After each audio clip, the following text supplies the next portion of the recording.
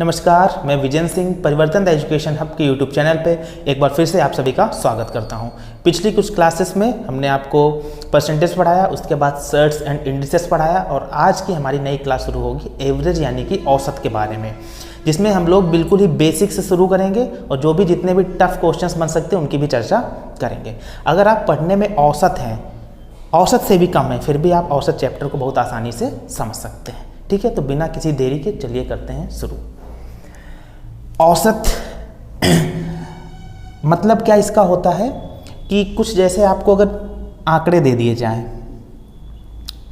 कि 5 लोग, उनके पास 400 रुपये हैं। ठीक है, 5 लोगों के पास कितने रुपए हैं?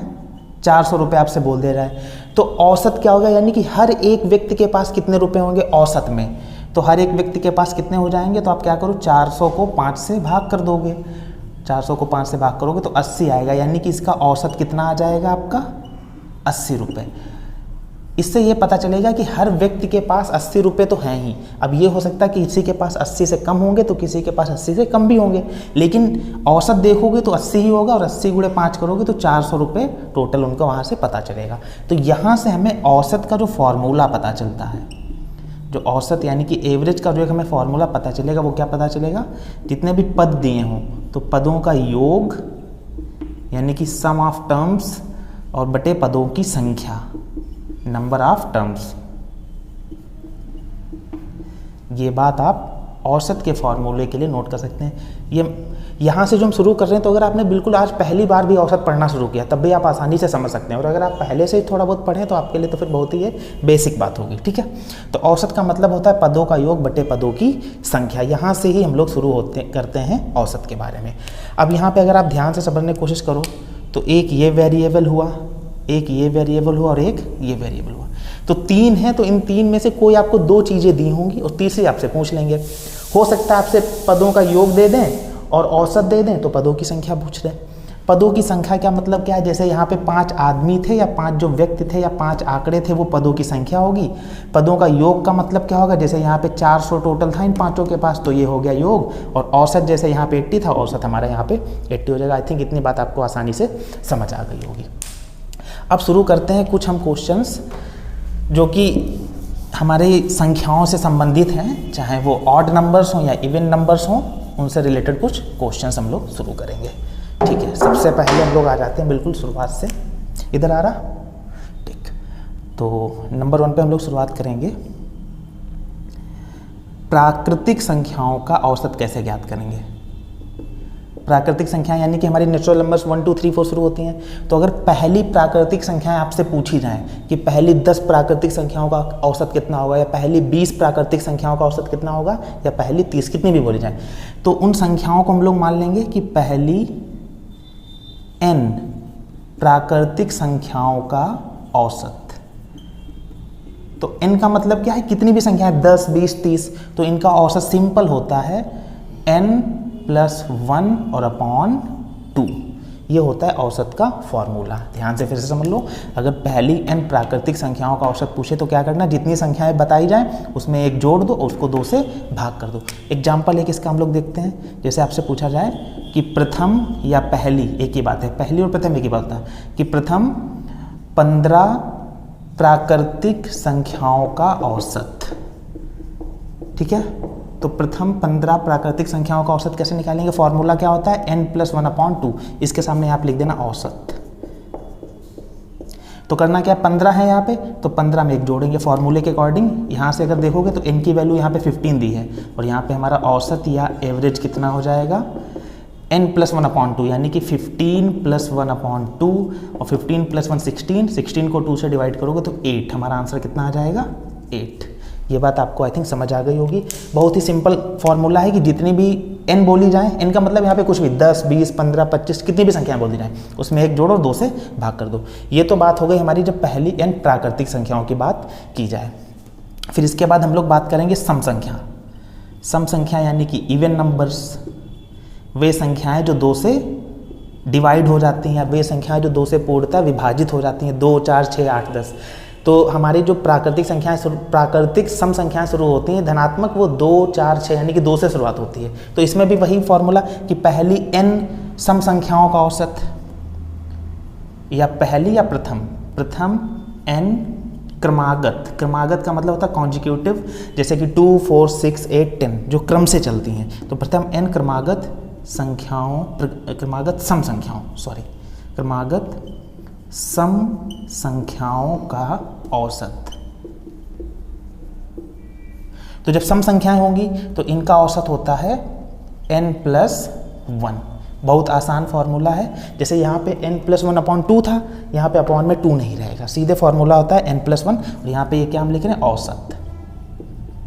एग्जाम्पल जैसे यहाँ पे अगर बोला जाए कि प्रथम 20 क्रमागत सम संख्याओं का औसत बताओ, प्रथम 20 क्रमागत सम संख्याओं, तो कितनी सम संख्या है क्रमागत, 20, तो n की वैल्यू कितनी हो गई, 20। इसी तरीके से लिख देना कि प्रथम 20 क्रमागत सम संख्याओं का औसत, तो n की वैल्यू हो गई 20 और औसत कितना हो जाएगा हमारा n+1 यानी कि 20 + 1 21, 21 हमारा आंसर हो जाएगा। नीचे आ रहा है, नीचे आ रहा है, ठीक है। तो 21 हमारा यहाँ पर आंसर हो जाएगा। समझ गए आप कि n की वैल्यू कितनी दे दी, 20, यानी कि 20 क्रमागत सम संख्याओं का औसत कितना हो जाएगा, 20 में 1 जोड़ दो 21। बहुत आसान है, आप ये याद रखो, उसके बाद आप ये याद रखो। ये फॉर्मूले अगर आपको याद रहेंगे तो क्वेश्चन बहुत आसानी से लग जाएंगे। इसका चाहो तो आप स्क्रीनशॉट भी ले सकते हो। आपने अभी ये वाला क्वेश्चन समझ ही लिया होगा कि प्रथम n प्राकृतिक सम संख्याएं क्रमागत दी जाएं तो उनका आप कैसे औसत निकालोगे। इसको थोड़ा हम लोग और डिटेल में समझने की कोशिश करते हैं, ऐसा क्यों होता है, क्या हमारा फॉर्मूला सही है या नहीं सही है। जैसे हमने अभी आपको बताया कि अगर हम आपसे बोलें कि प्रथम 2 सम संख्याओं का औसत, अगर आपसे प्रथम 2 सम संख्याओं का औसत पूछा जाए तो n की वैल्यू हो गई 2, तो n बराबर 2 है और औसत का फॉर्मूला होता है n+1। सम संख्याओं के औसत का फॉर्मूला होता है जब प्रथम सम संख्या बोली जाए तो n+1 यानी कि 2+1, 2+1 कितना हो जाएगा हमारा 3 आंसर आएगा। अब इसको हम लोग प्रूव कैसे करें, अगर चेक करना चाहो तो प्रथम 2 सम संख्याएं कौन सी होंगी, अगर इसी बात को हम लिखना चाहें तो पहली सम संख्या होगी 2 और दूसरी सम संख्या होगी 4, यही तो होंगी 2 सम संख्याएं क्रमागत। अब इनका अगर औसत पूछा जाए तो औसत का फॉर्मूला क्या होता है, अभी हमने लिखवाया था वहाँ पे कि पदों का योग बटे पदों की संख्या। तो पदों का योग कितना होगा, 2 और 4 जोड़ दोगे आप तो ये हो जाएगा 6, और कितनी संख्या है, 1 और 1 2 संख्या है, 2 से भाग करोगे, 2 से इसे भाग करोगे 3 ही तो हमारा आंसर आएगा। तो ये वाली बात आप आई थिंक समझ गए होंगे यहाँ तक, ठीक है। सम संख्याएं हो गई, इसी तरीके से आता विषम संख्याएं। प्रथम n क्रमागत विषम संख्याओं का औसत। सम संख्याओं का n+1 होता है और इसमें बहुत आसान होता है, जितनी क्रमागत विषम संख्याएं बोली जाए वही संख्या, यानी कि अगर 10 क्रमागत विषम संख्याओं का औसत पूछा जाए तो 10, 15 क्रमागत विषम संख्याओं का औसत तो 15, और इसी तरीके से जितनी भी संख्याएं बोली जाए उनका उतना ही औसत रहता है, ठीक है। कैसे एग्जाम्पल हम लेंगे, विषम अगर आप हिंदी में नहीं समझ पा रहे तो विषम को इंग्लिश में बोलते हैं ऑड नंबर्स। जितने भी ऑलमोस्ट वर्ड्स होते हैं थोड़े वो हम बोल ही देते हैं हिंदी इंग्लिश दोनों में, ताकि आप लोग दोनों तरीके से समझ सको। क्या इसका फॉर्मूला होता है, जैसे आपसे बोला जाए कि प्रथम 12 क्रमागत विषम संख्याओं का औसत बताओ, तो प्रथम 12 क्रमागत विषम संख्या है तो n बराबर हो गया 12, कितनी संख्या हो गई 12, और औसत भी क्या होता है n ही होता है। आपको फॉर्मूला यहाँ पे क्या याद रखना है, ये n, तो यहाँ पे औसत भी सीधे ही क्या हो जाएगा आपका 12, ठीक है। कुछ बात समझ आई। अगर इसको और समझना चाहो तो प्रथम 12 संख्याएं कौन सी होंगी, जैसे कि पहली होती है विषम संख्या 1, फिर 3, फिर 5, फिर 7, 9, 11, 13, आपका 15, 17, 19, 21, ये कितनी हो गई 3, 6, 9, 11 और ये 12, ठीक है। इतनी संख्याएं हो गई, यहाँ तक कोई दिक्कत तो नहीं। अब अगर इनका आपसे औसत ही पूछा गया है तो अगर आप यहाँ से यहाँ तक काउंट करोगे और फिर उसको जब 12 से डिवाइड करोगे तो आपका आंसर 12 ही आएगा। समझ गए हमारी बात, 12 से आपने डिवाइड किया और आंसर भी आपका कितना आया 12। तो करना क्या, इसका मतलब इन सभी को आपने काउंट किया और फिर आपने किसी 12 से डिवाइड किया तो आपका औसत कितना आ गया 12 आ गया, यही इसका मतलब होगा। अब इतना काउंट करने से अच्छा है आप डायरेक्ट नहीं लिख दोगे फॉर्मूले से, तो ये ज़्यादा आसान हो गया, ठीक है। हमने आपको प्राकृतिक संख्या बता दी, फिर उसका सम संख्या बता दी, फिर विषम संख्या बता दी। अब इसके बाद देख लेते हैं इनके वर्गों का योग क्या होगा, है ना। जैसे कहा जाए कि प्रथम n क्रमागत संख्याओं के वर्गों का औसत, अगर इनके वर्गों का औसत आपसे पूछा जाए। तो ध्यान से समझने की कोशिश करना है, थोड़ा सा टफ हो सकता है आपके लिए, लेकिन हम आपको समझाने की पूरी कोशिश करेंगे। प्रथम n क्रमागत संख्याओं के वर्गों का औसत, इसका मतलब क्या हुआ कि जैसे 1 का स्क्वायर, वर्गों का मतलब होता है स्क्वायर, वर्ग ये होता है, ठीक है। फिर 2 का वर्ग या 3 का वर्ग, वर्ग बोल दो या स्क्वायर, ठीक है। 4 का वर्ग, 5 का वर्ग, ऐसे डैट डैट पता नहीं कहाँ तक कितनी संख्या है। तो आपसे बोल देना है कि प्रथम 5 क्रमागत संख्याओं के वर्गों का औसत। तो प्रथम 5 तो यही क्रमागत संख्या है, क्रमागत का मतलब जो क्रम से आए 1 2 3 4 5 6, और इनके वर्ग तो ये वर्ग हो गए, और इनका औसत पूछा गया है तो आप इनके वर्ग करोगे, फिर इन्हें जोड़ोगे, फिर किससे डिवाइड करोगे, 5 संख्या है तो 5 से डिवाइड करोगे। इतना करने से अच्छा आप इसका सीधे से आप एक फॉर्मूला याद रखो, फॉर्मूला होता है n+1 2n+1 अपॉन 6, ये होता है योग, और जब औसत निकालोगे तो ये वाला n यहाँ से हट जाता है। n+1 2n+1 अपॉन 6, बस आपको ये फॉर्मूला याद रखना है कि अगर क्रमागत संख्याओं के वर्गों का औसत आपसे पूछें। जैसे एग्जाम्पल अगर हम लोग ले लें, हम लोग डिटेल में भी समझेंगे और फॉर्मूले से भी समझेंगे ताकि आपको लगे कि हाँ ये फॉर्मूला सही है। जैसे आपसे थोड़ा सा हम यहाँ पे ऐसे समझ लेते हैं, आपसे बोला जाए कि प्रथम 2 क्रमागत संख्याओं के वर्गों का औसत, वर्गों का औसत। तो पहली 2 क्रमागत संख्याएं क्या होती हैं, 1, और दूसरी कौन सी होगी 2, और इनके वर्ग करने तो वर्ग हो गए, लगा दिया। 1 का वर्ग होता है 1 ही होता है, और 2 का कितना होता है 4 होता है। 2 का स्क्वायर या वर्ग कितना होता है 4 होता है। अब इनको जरा जोड़ोगे तो 1 + 2 कितना, 1 + 4 कितना हो जाएगा, इनका योग हो जाएगा 5, और संख्याएं कितनी है 2, और 2 से 5 को भाग करोगे तो आंसर आ जाएगा 2.5, 2.5। तो हमारा औसत कितना आया 2.5। लेकिन अगर हम लोग इसको फॉर्मूले में रख के सॉल्व करें, भाई यहाँ पे कितनी क्रमागत संख्या है 2, तो n की वैल्यू कितनी हो गई 2, जरा इस फॉर्मूले में रखना, n+1 और 2n+1 अपॉन 6। तो n की वैल्यू कितनी है 2, तो n की जहाँ पे रख देंगे हम लोग 2, यहाँ पे 2 रखोगे और 2 से मल्टीप्लाई होगी तो 2 2 जा 4, यहाँ पे कितना हो जाएगा हमारा 4। अब देखो 4 + 1 5, और ये 2 + 1 3, तो 5 3 जा 15 अपॉन 6, आंसर कितना आएगा यहाँ पे हमारा 15 अपॉन 6। अब चाहो तो अगर आप 6 से इसे डिवाइड करोगे 15 को तो हमारा आंसर 2.5 ही आएगा। समझ गए आप हमारी बात। तो चाहे आप ऐसे कर दो या ऐसे करो, ये फॉर्मूला अगर आपको याद रहा n+1 और 2n+1 अपॉन 6 तो क्वेश्चन बहुत आसानी से लग जाएगा। यहाँ पे आपकी वर्गों की बात होगा, इसका आप स्क्रीनशॉट ले सकते हैं। और इसके बाद देखते हैं कुछ क्वेश्चंस जिनमें जब अंतर समान हो तब कैसे उनका हम औसत निकालेंगे। जैसे यहाँ पे आप हेडिंग ऐसे लगा सकते हो, जब अंतर समान हो, यानी कि जो भी आपको टर्म्स या पद दिए जाएंगे उनके बीच डिफरेंस इक्वल रहना चाहिए। जैसे कह दे रहा है 3 7 11 और 15 19 23 या 27, ऐसे हो सकता है, यस और नो, ठीक है।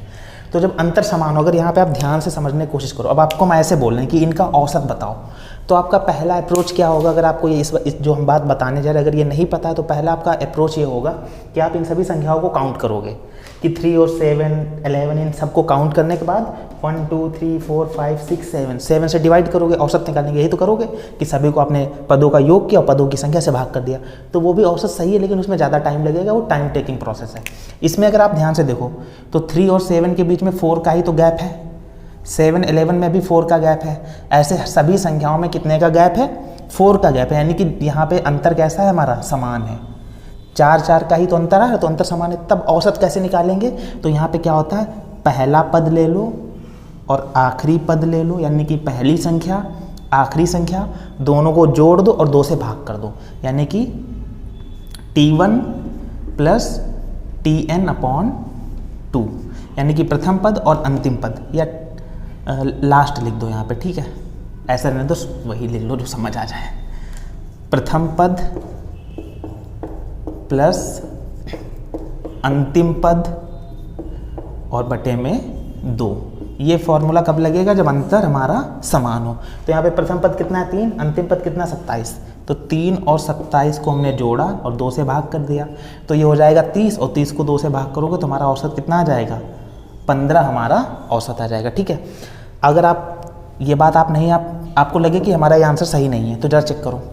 27 और 3 जोड़ा 30, 23 और 7 जोड़ा 30, 30 30 60 हो गए। 19 और 11 जोड़ा 30 तो 190 हो गए, और 90 में 15 जोड़ा तो 105। और 105 को अगर आप कितनी संख्या है बेटा, 7 ही तो संख्या है, 7 से भाग करोगे औसत निकालने के लिए, तो 7 से जब इसे भाग करोगे तो 15 ही आपका आंसर आएगा। तो ये करने से बेटर है ये वाला आप आसानी से कर सकते हो। ये कब लगेगा, जब अंतर समान हो। इसी तरीके से कुछ क्वेश्चंस और जैसे हम आपको फटाफट बता रहे हैं, देखो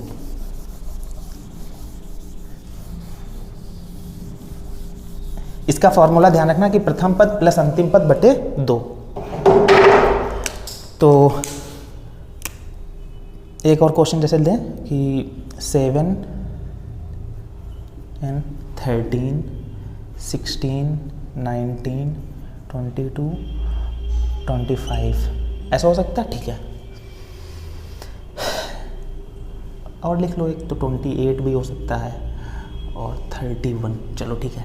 अब जरा यहाँ पे देखो 7 + 3 10, 10 + 3 13, 13 + 3 16, यानी कि सभी संख्याओं में कितने का अंतर यहाँ पर है, 3 का अंतर है। तो अंतर तो समान है, तो आपको क्या करना है, पहली संख्या लेनी है, आखिरी संख्या लेनी है और दोनों को जोड़ देना है।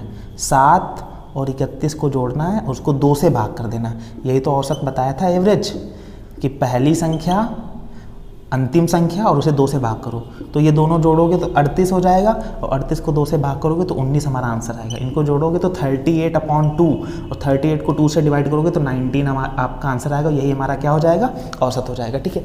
तो हमने कुछ बातें आज कौन कौन सी सीखी। सबसे पहले प्राकृतिक संख्याओं का औसत कैसे निकालेंगे, फिर सम संख्याओं का औसत कैसे निकालेंगे, विषम संख्याओं का औसत कैसे निकालेंगे, प्राकृतिक संख्याओं के वर्गों का औसत कैसे निकालेंगे, फिर अंतर जब समान हो तब औसत कैसे निकालेंगे। ये आपने आई थिंक सारे फॉर्मूले भी समझ लिए होंगे। जब अंतर समान हो तब कैसे निकालेंगे, सभी बातें होंगी। अब इन्हीं पर बेस्ड कुछ क्वेश्चन हम आपको करवाएंगे, वो आपको बहुत ही ध्यान से समझना है। आप इसका स्क्रीनशॉट भी ले सकते हैं। देखते हैं कुछ क्वेश्चंस। जैसे पहला क्वेश्चन यहाँ पर है कि प्रथम 27 प्राकृतिक संख्याओं का औसत बताओ। तो आपको प्राकृतिक संख्याओं का औसत पता होगा, होता है n+1/2। यही तो फॉर्मूला लिखवाया था कि प्राकृतिक संख्याओं का औसत बताया जाए तो n+1/2 करो। तो n की वैल्यू क्या होती है, n का मतलब होता है कितनी संख्या है। तो कितनी प्राकृतिक संख्या है, 27। तो n की जगह पे कितना रखोगे, 27 + 1/2। 27 और 1 हो जाएगा 28, और 28 को 2 से भाग करोगे तो हमारा आंसर कितना आ जाएगा, 14। तो औसत हमारा कितना आ जाएगा यहाँ पे, 14। ये हमारा आंसर आ जाएगा, ठीक है। समझ गए इतनी बात। दूसरा क्वेश्चन है प्रथम 15 क्रमागत सम संख्याओं का औसत। तो सम संख्याओं का औसत क्या होता है, सम संख्याओं का औसत होता है n+1। ये हमने बताया था, सम संख्याओं का औसत होता है n+1। तो यहाँ पे जरा n क्या होता है, मतलब कितनी संख्या है। n का मतलब होता है नंबर ऑफ टर्म्स। तो कितने टर्म है यहाँ पे, 15 टर्म्स हैं। तो 15 में 1 जोड़ देंगे, औसत का मतलब n की जहाँ पे हो गया 15, 15 और 1 हमारा आंसर कितना आ जाएगा, 16। ये हमारा औसत का फॉर्मूला, और ये हमारा औसत आ गया। ऐसे ही प्रथम 18 क्रमागत विषम संख्याओं का औसत। विषम संख्याओं का औसत तो बेटा इतना आसान होता है जिसकी कोई हद नहीं। जैसे विषम संख्याओं का औसत सीधे सीधे होता है n, यानी कि जितनी संख्याएं उतना ही औसत। और यहाँ पे 18 क्रमागत विषम संख्या है, तो संख्या हो गई 18, तो इसका औसत भी कितना हो जाएगा, 18। यही हमारा आंसर आ गया, ठीक है। इतनी बात आपको आई थिंक समझ आ गई होगी। बहुत ही आसान क्वेश्चन है। ये क्वेश्चन थोड़े से अलग टाइप के हो गए कि प्रथम n प्राकृतिक संख्याओं का औसत 15 है, तो संख्याओं का योग बताओ। यहाँ पे आपको संख्याएं दे दी थी कितनी हैं, उनका औसत पूछा था। यहाँ पे संख्याएं नहीं बताई, कितनी संख्याएं आपको बताई, n बताई हैं। तो n की कोई बेटा वैल्यू भी तो होगी, n हमें पता नहीं कितना है। तो इसका सॉल्यूशन समझने की कोशिश करते हैं। n प्राकृतिक संख्याओं का औसत 15 है, और प्राकृतिक संख्याओं का औसत का फॉर्मूला होता है n+1/2। तो ये दिया गया औसत 15, और फॉर्मूला क्या होता है, n+1/2। उसकी वैल्यू कितनी इन्होंने दे दी है, 15, ठीक है। अब ये जो बटे वाला 2 है, ये इधर 2 से 15 से गुणा करेगा, तो 15 दूनी हो जाएगा 30, ठीक है। तो n+1 बराबर कितना हो जाएगा, 30। भाई 2 इधर गुणा करेगा, 30 हो गया, और प्लस का 1 इधर जाके माइनस हो जाएगा, तो n की वैल्यू यहाँ से हमें कितनी मिल जाएगी, 29। यानी कि हमें ये कम से कम पहले यहाँ पे पता चल गया कि संख्याएं कितनी थी हमारी, 29 संख्याएं होंगी, उनका ही औसत 15 आया होगा। अब पूछा क्या है, संख्याओं का योग पूछा है। तो योग क्या होता है, औसत कितना है, औसत का और संख्याओं का गुणा कर दो। जैसे अगर आपको फॉर्मूला हमने औसत का यहाँ पे लिखवाया था, याद है औसत का, अगर आपको फॉर्मूला ध्यान हो तो औसत बराबर हमने बताया था पदों का योग, तो यानी कि योग कितना है, और बटे पदों की संख्या, ठीक है। ये आपको फॉर्मूला एक माइंड में ऐसे रखना है कि अगर औसत पूछा जाए तो यानी कि पदों का योग बटे पदों की संख्या। तो यहाँ से देखो आपको औसत पता है कितना है, 15 है, पदों की संख्या भी पता है कितना है, 29 है। औसत पता है, संख्या पता है, योग पूछा है तो औसत और संख्या की आपस में गुणा कर दो, योग निकल आएगा। तो 15 और 29 की गुणा कर दो तो यहाँ पे योग कितना हो जाएगा हमारा, 15 गुणे 29, ये हो जाएगा 435।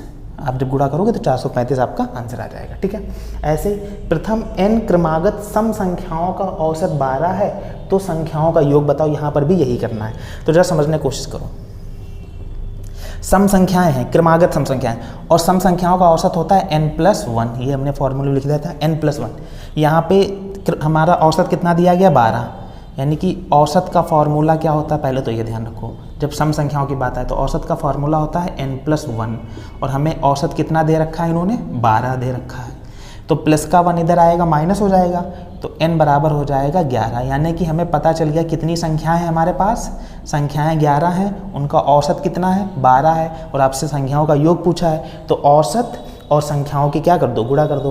तो योग कितना हो जाएगा हमारा, संख्याओं का योग हो जाएगा 11 गुणे 12, इनकी गुणा करोगे तो 132 आपका आंसर हो जाएगा। आप इन सभी क्वेश्चंस का स्क्रीनशॉट ले लीजिए। देखते हैं कुछ और बेहतरीन क्वेश्चंस। नेक्स्ट क्वेश्चन है कि 63 और 107 यानी कि 63 और 107 के बीच सम संख्याओं का औसत बताना है। यहाँ पे सम संख्याओं के औसत का वो फॉर्मूला नहीं लगेगा जो n+1 हमने आपको पिछली बार में बताया था, क्योंकि वहाँ पे प्रथम सम संख्याओं का पूछा था और वहाँ पे सम संख्या शुरू होती है 2, 4, 6, 8 यानी कि 2 से शुरुआत होती है। यहाँ पे तो इन दो संख्याओं के बीच जो प्राकृतिक जो सम संख्या है उनका औसत पूछा है, तो ध्यान रखना यहाँ पे n+1 वाला फॉर्मूला नहीं लगेगा। 63 और 107 के बीच सम संख्याएं होगी कौन, तो 63 के बाद आती है 64, ये सम संख्या होती है, और फिर 2 के अंतर पे ही होती हैं 66 और 68, यही तो सम संख्या होती हैं। और ऐसे चलते चलते 107 से पहले 106 होगी सम संख्या, ठीक है, और 106 से पहले अगर लिखना चाहो तो 104 होगी, है ना। तो यही तो सम संख्याएं होंगी हमारी, 63 और 107 के बीच में यही सम संख्याएं होंगी। और जब इनमें औसत पूछा जाए तो ये प्रथम तो सम संख्या है नहीं, तो यहाँ पे फॉर्मूला लगेगा कि इनके बीच अंतर समान है। देखो यहाँ पर भी 2 का अंतर, यहाँ भी 2 का अंतर, तो लगातार 2 का अंतर चल रहा है। और जब अंतर समान होता है तब क्या बताया था कि प्रथम पद और अंतिम पद बटे 2, यही तो होता है औसत। तो सीधे यहाँ पर सिंपली क्या हो जाएगा औसत हमारा, पहला पद कितना है 64, अंतिम पद कितना है 106 और बटे 2, इनको जोड़ोगे तो 170 और 170 को 2 से भाग करोगे तो आंसर आएगा हमारा 85। ठीक है, ये हमारा औसत आ जाएगा। ठीक है, ध्यान रखना 106 में आप 64 जोड़ोगे तो 170 को 2 से भाग करोगे तो 85। ठीक है, ये आंसर आ जाएगा। अगला क्वेश्चन है 12 और 46 के बीच विषम संख्याओं का औसत। यहाँ पर भी प्रथम क्रमागत विषम संख्याएं नहीं है, अगर वो होता तो सीधे हम आंसर बता देते कि जितनी संख्याएं पूछें उतना। लेकिन यहाँ पर क्या है कि कुछ हमें 2 संख्याएं दे दी गई हैं और स्पेसिफिक इन्हीं संख्याओं के बीच की विषम संख्याओं का औसत पूछा गया। तो 12 के बाद अगली विषम, 12 तो विषम संख्या है नहीं, 12 तो सम संख्या क्योंकि ये 2 से कट जाती है। अगली विषम संख्या आएगी 13। विषम संख्याएं वो होती हैं जो 2 से डिवाइड ना हो, और सम संख्याएं होती हैं जो 2 से डिवाइड हो। देखो ये सभी संख्याएं 2 से कट जाएंगी पूरा, और ये 2 से नहीं कटेगी। तो 12 के बाद आएगी 13, 13 के बाद 15, 15 के बाद 17 और 17 के बाद ऐसे चलते चलते 46 से पहले जस्ट आएगा 45, ये भी हमारी एक विषम संख्या होगी, और 45 से पहले विषम संख्या होगी 43। ठीक है, इतनी बात समझ आ गई होगी। इसमें भी अगर देखो तो 2 का ही तो बेटा अंतर चल रहा है, तो यहाँ पे भी वही फॉर्मूला लगेगा जब अंतर समान हो। तो औसत यहाँ पर क्या हो जाएगा, क्या औसत होगा बताओ जरा कैमरा वाले। हाँ ठीक है, पहली संख्या और अंतिम संख्या बटे में 2। तो पहली संख्या यहाँ पर कितनी है 13, अंतिम संख्या कितनी है 45 और बटे में 2। इन दोनों को जोड़ोगे तो 48 10 58 बटे 2, और 58 को 2 से भाग करोगे तो आंसर आ जाएगा हमारा 29। ये हमारा औसत आ गया। ठीक है, देखो 13 और 45 जोड़ा तो 58 हो गया, और 2 से भाग कर दिया तो आंसर हमारा आ जाएगा 29। ये हमारा इतना औसत आ जाएगा। यह है यदि क्रमागत n सम संख्याओं का औसत 101 है तो संख्याओं का योग बताओ। ये पिछला जो क्वेश्चन अभी बताया था उसी तरीके से है। यहाँ पे क्रमागत n है, ध्यान से समझना, क्रमागत शब्द बहुत इंपॉर्टेंट है। तो यहाँ पे क्रमागत n सम संख्याओं का औसत कितना 101, तो प्रथम क्रमागत यानी कि यहाँ पे फॉर्मूला वही लगेगा n+1। ये औसत होता है जब क्रमागत सम संख्या दी जाए n+1, और इनका औसत कितना दिया इन्होंने हमें 101 दिया है, औसत कितना दिया 101। तो ये प्लस का 1 इधर आके माइनस हो जाएगा, तो यहाँ से हमें कितनी संख्याएं मिल जाएंगी, n बराबर मिलेगा 100। यानी कि हमें ये पता चल गया कि कितनी सम संख्याएं होंगी, 100 क्रमागत सम संख्याओं का औसत 101 होगा। और इन्होंने हमसे क्या पूछा है, योग पूछा है। तो योग में क्या होता है, जैसे वहाँ से अगर देखो तो योग अगर निकालना है तो संख्याओं और औसत की गुणा कर दो। संख्याएं हमारी हैं 100 और औसत कितना है 101, तो योग कितना हो जाएगा 100 की गुणा हो जाएगी 101 से। और 100 से अगर किसी में भी गुणा करनी है तो पहले तो वो संख्या लिख लो, और 100 से गुणा करनी तो हमेशा पीछे 2 जीरो लगा दो, बस यही आंसर आ जाएगा। समझ आ रही बात? 101 की 100 से गुणा होगी तो 101 लिख दिया, पीछे 2 जीरो लगा दिया, बस यही आंसर हो गया। एक और फॉर्मूला लिखवाया था, उस पर बेस्ड ये क्वेश्चन है कि प्रथम 10 प्राकृतिक संख्याओं के वर्गों का औसत बताइए। तो हमने आपको ये फॉर्मूला लिखवाया था कि अगर प्राकृतिक संख्याएं हों, प्रथम 10 प्राकृतिक संख्या यानी 1 2 3 4 1 से लेकर 10 तक, उनके वर्गों का औसत बताना है। तो यहाँ से आपको पहले तो पता चल गया संख्याएं कितनी 10, संख्याओं को n से डिनोट करते हैं, तो संख्याएं हमारी कितनी हो गई 10, इतनी बात आपको पता चल गई। और औसत का फॉर्मूला क्या होता है n+1 2n+1 और अपॉन में 6, ये औसत का फॉर्मूला होता है। तो अब करना क्या, इस फॉर्मूले में n की जगह पे 10 हमें रख देना है, यानी कि n बराबर 10 यहाँ पे पुट कर देना है। तो 10+1 हो जाएगा। फिर 2n यानी कि 2 की मल्टीप्लिकेशन 10 से, तो 2 10 20+1, यहाँ पे लिख देंगे 20+1 और अपॉन में 6। अब समझना 10 और 1 हो गया 11 और 20 और 1 हो गया 21 और अपॉन में 6। अब करो 3 से डिवाइड कर दो, 3 2 जा 6 और 3 7 जा 21। 11 की 7 से मल्टीप्लिकेशन होगी तो 77 यहाँ पे आ रहा है 77 और अपॉन में कितना है 2, और 77 को 2 से आप डिवाइड करोगे तो आंसर आ जाएगा हमारा 38.5। अगर आप डिवाइड करोगे तो ये सर आ रहा है यहाँ पे, चलो ठीक है, इसको थोड़ा हम यहाँ पे लिख दें, इधर आ रहा होगा ये बात, यहाँ पे देखना 77 को 2 से डिवाइड करोगे तो 38.5 हमारा औसत आ जाएगा। ठीक है, तो आई थिंक हमने जो भी आपको समझाया वो आपको समझ आ गया होगा। बेसिक औसत में यहीं से शुरुआत होती है। अब नेक्स्ट क्लास में हम और भी ज़्यादा इंपॉर्टेंट क्वेश्चंस लाएंगे। यहाँ पे जैसे आपने देखा होगा कुछ अलग अलग टाइप की बातें भी आपको समझ आई होंगी। तो आपको अगर हमारे पढ़ाने का तरीका और ये सारे कॉन्सेप्ट आपको समझ आए हैं तो एक बार प्लीज़ हमारे चैनल को लाइक शेयर और सब्सक्राइब जरूर करें। सब्सक्राइब करने के लिए नीचे जो लाल वाला बटन है उसको दबा दो, चैनल सब्सक्राइब हो जाएगा। ठीक है, धन्यवाद।